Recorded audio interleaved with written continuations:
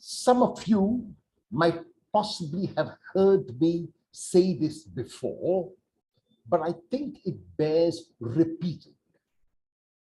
All married men and women are saints.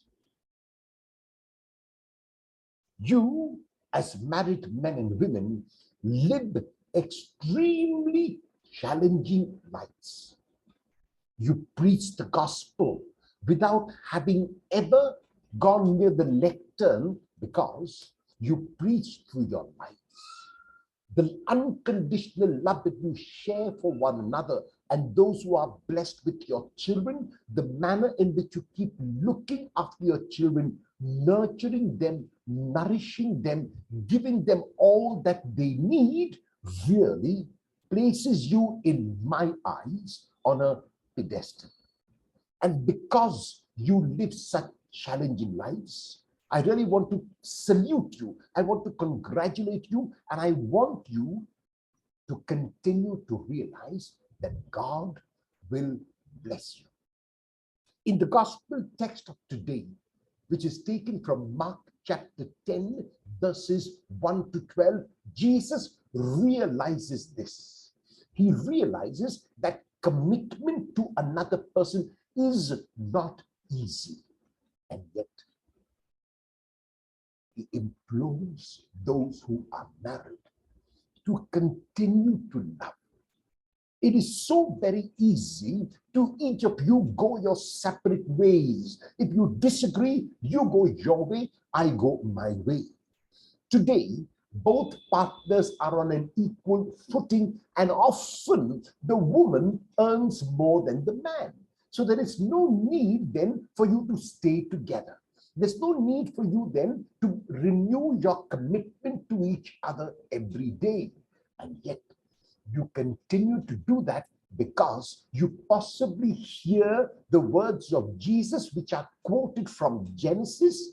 A man leaves his father and mother and clings to his wife. I would add, a woman leaves her father and mother and clings to her husband, and the two remain one for the rest of their lives. It is a challenge, and that is why you are the true saints. Today, the Lord is asking us to be true to our commitment. And so therefore, the text is not only about marriage and about divorce, but about the commitment that each one of us has made in our own lives. If I am a priest, my commitment is to the Lord in the priesthood, and I have to be committed to that Lord till the end of my days. Sometimes it may be difficult. Sometimes I may want to run away. Sometimes I might want to give up.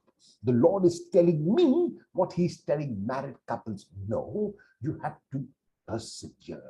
And let me share this with you, that when you are depressed, when you are frustrated, when you are upset with your partner, with your spouse, with your children, with your parents, it is the worst time to make a decision.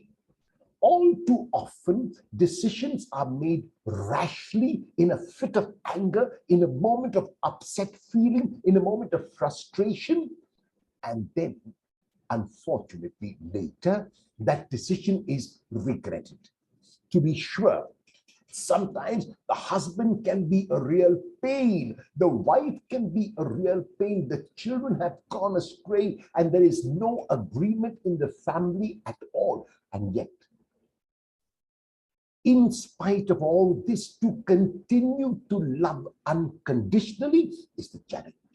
It is easy to continue to love in the form of the barter exchange. Your wife loves you, you love your wife, your husband loves you, you love your husband, your children are doing well. At that time, there is no problem. Marriage remains a bed of roses. But when the thorns come into married life, then there is a tendency to give up. When the thorns come into the priesthood, there is a tendency to give up. When the thorns come into religious life, there is a tendency to give up. And to all of us, the Lord is saying that you have made your commitment eternally. You have made your commitment for the rest of your life. Stick to that commitment for a few days and you will see that things change.